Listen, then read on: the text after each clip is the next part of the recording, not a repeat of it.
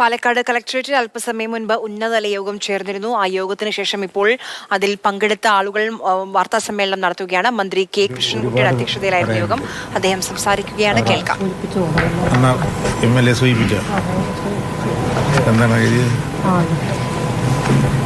നമ്മളെ ഇപ്പോ എല്ലാവരും ഒരു ഏകസ്വരത്തിലാണ് കാര്യങ്ങൾ സംസാരിച്ചത്. കേൾക്കണം. ഇതിൽ പറയാം. ഇപ്പൊ നമുക്ക് ഷോർട്ട് ടേമായി ചെയ്യണതും ലോങ് ടേമായി ചെയ്യണമായിട്ടുള്ള അല്ല കേൾക്കില്ലേ? ഇതിൽ പറഞ്ഞ കേൾക്കില്ലേ?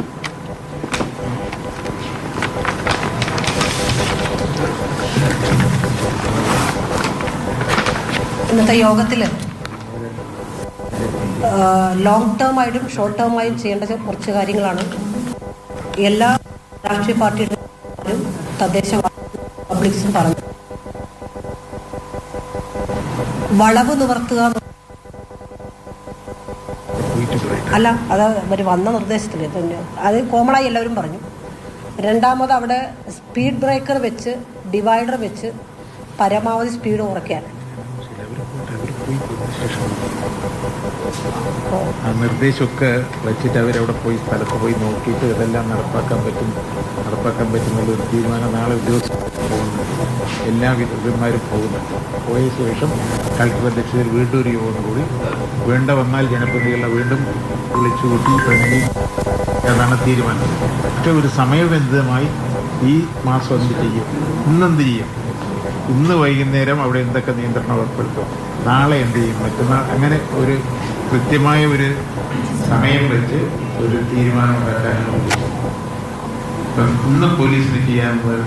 ഇന്ന് തന്നെ ഇവിടെ മറ്റേ കൺട്രോൾ സ്പീഡിൻ്റെ കൺട്രോൾ ഇതൊക്കെ വയ്ക്കാനുള്ളത് ഏർപ്പാടുണ്ട്. നാളെ അവർ എസ് പി ഉൾപ്പെടെ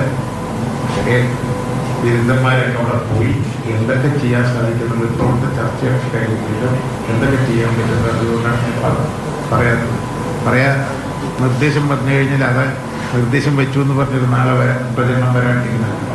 അതുകൊണ്ടാണ് നിർദ്ദേശമൊക്കെ ചർച്ച ചെയ്ത് നടപ്പാക്കാൻ പറ്റുന്ന നിർദ്ദേശം 100% നടപ്പാക്കാൻ ഉള്ള സർക്കാരിൻ്റെ ഭാഗത്തെല്ലാം ശ്രമം ഉണ്ടാകുന്ന എനിക്ക് പറയാം.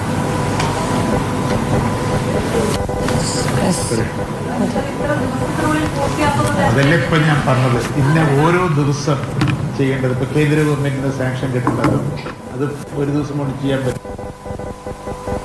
സ്റ്റേറ്റ് ഗവൺമെൻറ്റിൻ്റെ ഭാഗത്ത് നിന്ന് ചെയ്യാനുള്ളതൊക്കെ സമയബന്ധിതമായി കൊടുത്തേക്കും. കേന്ദ്രത്തിലെ അവസാനിപ്പിക്കാനും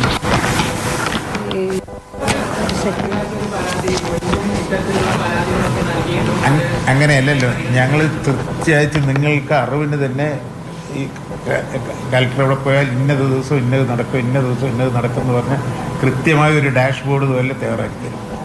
പോരെ?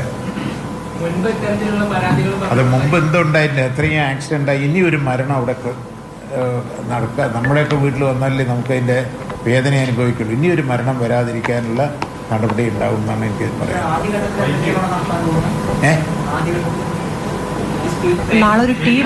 അല്ല, ആദ്യം ഇന്നിപ്പോൾ സ്പീഡ് നിയന്ത്രിക്കാൻ പോലീസ് വളരെ ശക്തമായിട്ടുണ്ട്. നാളെ ഓരോ വർക്കും ചെയ്യാനുള്ളൊരു സമയം വേണമല്ലോ. നാളെ ചെയ്യേണ്ടത് എന്താണ്, മറ്റന്നാൾ ചെയ്യേണ്ടത് എന്താണെന്നുള്ളൊരു തീരുമാനം നാളെ മുതൽ സ്പീഡ് നിയന്ത്രിക്കാൻ ഇന്ന് മുതൽ നാളെ ഒരു ഓഡിറ്റിംഗ് ടീം അവിടെ പോകുന്നുണ്ട്. SP ഉൾപ്പെടെ RTO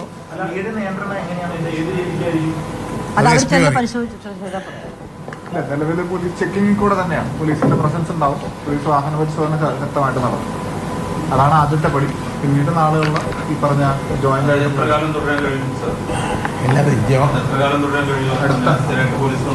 അടുത്ത സ്റ്റെപ്പിലേക്ക് എത്തുന്നത് വരെ. അതിനാണ് നാളെ തന്നെ യോഗത്തിന്റെ ഭാഗമായിട്ട് ഞങ്ങൾ അവിടെ പോകും. അല്ല, നമുക്ക് ആ റോഡ് ആക്സിഡന്റ് ഉള്ള സ്ഥലങ്ങളിലൊക്കെ തന്നെ അവർ ശ്രദ്ധിക്കും. അത് 3 കിലോമീറ്ററിന്റെ ഇടയിൽ 10ഓളം പോയിന്റുകൾ ഉണ്ടെന്നാണ് നാട്ടുകാർ പറയുന്നത്.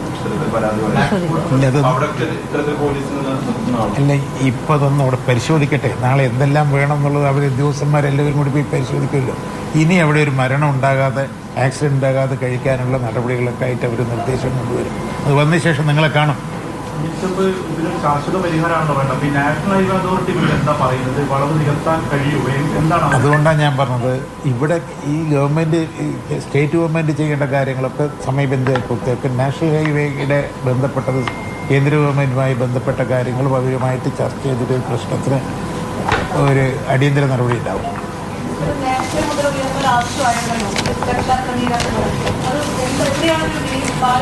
ഇല്ല, ഇതിപ്പത് ചർച്ച ചെയ്യേണ്ട ആവശ്യമില്ല. നാളെ ഒരു ടീം പോയി പരിശോധിക്കട്ടെ എവിടെയൊക്കെ പാളിച്ച വന്നു എന്നുള്ളതൊക്കെ. അതുപോലെ പിന്നെ നമ്മുടെ PWD, NH തുടങ്ങിയിട്ടുള്ള ഉദ്യോഗസ്ഥന്മാരുടെ ടീം ഒരു ഓഡിറ്റ് നടത്തി.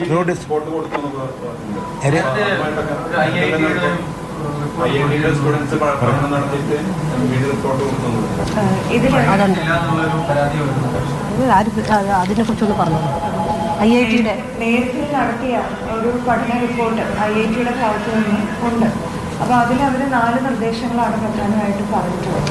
അതിൽ ആദ്യത്തെ നിർദ്ദേശം എന്ന് പറയുന്നത് ഫ്രിക്ഷൻ കൂട്ടാൻ വേണ്ടിയിട്ട് റോഡിൻ്റെ മെല്ലിങ് ചെയ്യണമെന്നുള്ളതാണ്.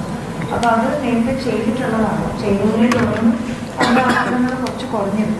പക്ഷെ എനിക്ക് തോന്നുന്നു സമയം പോകുന്നതോറും ആ മെല്ലിങ്ങിൻ്റെ എഫക്റ്റ് കുറഞ്ഞതുകൊണ്ട് അടിയന്തരമായിട്ട് തന്നെ വീണ്ടും മെല്ലിങ് ചെയ്യണം എന്നൊരു നിർദ്ദേശമായിട്ട് തന്നെ വന്നിട്ടുണ്ട്. അത് ചെയ്യാനും തീരുമാനം എടുത്തിട്ടുണ്ട്. മറ്റു കാര്യങ്ങൾ ബോർഡുകൾ വെക്കണം, സ്റ്റഡുകൾ വെക്കണം, അവിടെ ഡിവൈഡറുകൾ വെക്കണം മുതലായ നിർദ്ദേശങ്ങളൊക്കെ നേരത്തെ IIT പറഞ്ഞ നിർദ്ദേശങ്ങൾ അവർ ചെയ്തിട്ടുണ്ട്. അത് MVD ബോധ്യപ്പെട്ടതുമാണ്. അപ്പോൾ അത് പോരായ്മയാണ് ഇപ്പോൾ നമ്മൾ മനസ്സിലാക്കുന്നത്. നേരത്തെ എടുത്ത മെഷേഴ്സിൽ പോരായ്മകളുണ്ട് എന്നുള്ളതാണ് മനസ്സിലാക്കുന്നത്.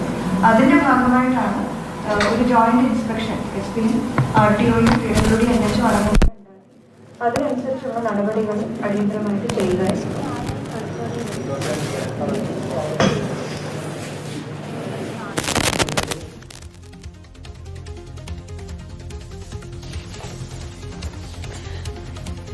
പാലക്കാട് കളക്ടറേറ്റിൽ ഉന്നതതല യോഗത്തിന് ശേഷം ഇപ്പോൾ മന്ത്രിയും MLA-യും കളക്ടറും മാധ്യമങ്ങളോട് സംസാരിക്കുകയായിരുന്നു. ഏറ്റവും പ്രധാനപ്പെട്ട നിർദ്ദേശമായി ഉയർന്നു വന്നിരിക്കുന്നത് ആ വളവ് അത് നിവർത്തുക എന്നുള്ളതാണ്. അത് കഴിഞ്ഞ് സ്പീഡ് ബ്രേക്കർ എത്രയും പെട്ടെന്ന് സ്ഥാപിക്കും. ഈ 2 കാര്യങ്ങളാണ് ഏറ്റവും പ്രധാനമായി പരിഗണിച്ചുള്ളത്. നിർദ്ദേശങ്ങൾ ഗൗരവമായി പരിഗണിച്ച് നടപ്പാക്കുമെന്ന് തന്നെ മിനിസ്റ്റർ പറയുന്നുണ്ട്. ഇനി ഒരു ജീവൻ, അദ്ദേഹം പറഞ്ഞൊരു വാചകമുണ്ട്, നമ്മുടെ കുടുംബത്തിൽ ഒരാളെ നഷ്ടപ്പെട്ടാലല്ലേ ആ വേദന നമുക്ക് തിരിച്ചറിയുകയുള്ളൂ എന്ന്. എന്തായാലും കുറേ ജീവനുകൾ നഷ്ടപ്പെടുന്നു. എന്നാലും അവസാനം ഇപ്പോൾ അധികാരികൾ ഉണർന്നിരിക്കുന്നു എന്നുള്ള കാര്യം അല്പമെങ്കിലും ആശ്വാസം നൽകുന്നതാണ്.